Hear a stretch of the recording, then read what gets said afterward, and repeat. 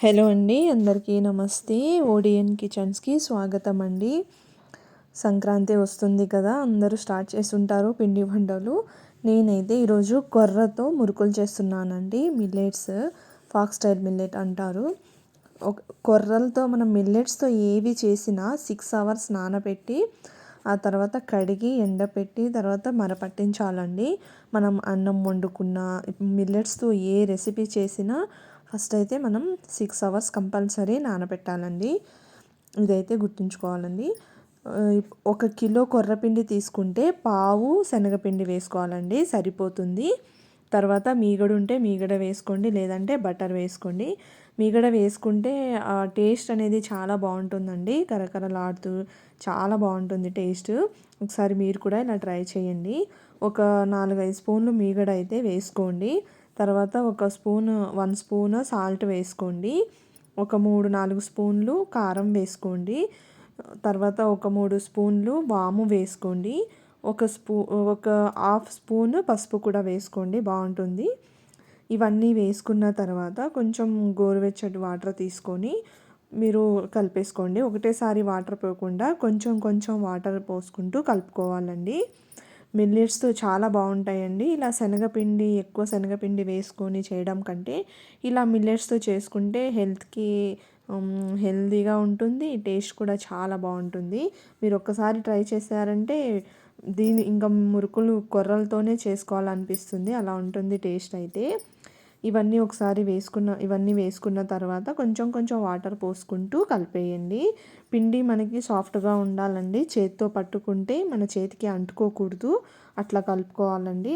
కాబట్టి ఒకటేసారి వాటర్ పోసుకొని కలపకుండా కొంచెం కొంచెం వాటర్ వేసుకుంటూ సాఫ్ట్గా కలిపేసుకోండి. వీడియోలో చూపించిన విధంగా అయితే కలిపేసుకోండి.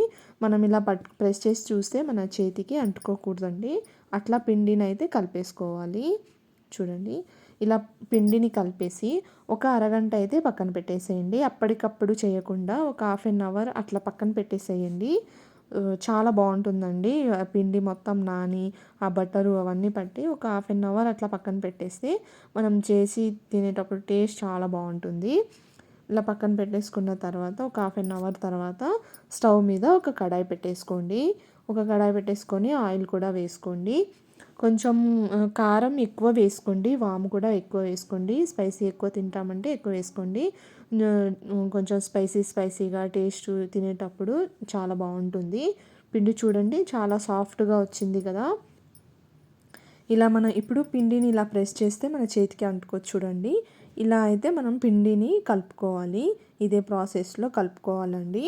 మనం తర్వాత అది మురుకులు వేసుకునే మర ఉంటుంది కదండి, అది ఒకసారి వాష్ చేసుకొని పిండి కొంచెం కొంచెం వేసుకొని మనం పిండి దాంట్లో వేసేటప్పుడు కొంచెం మన చేతుల్ని తడిగా చేసుకొని ఆ పిండిని వేసుకోవాలండి.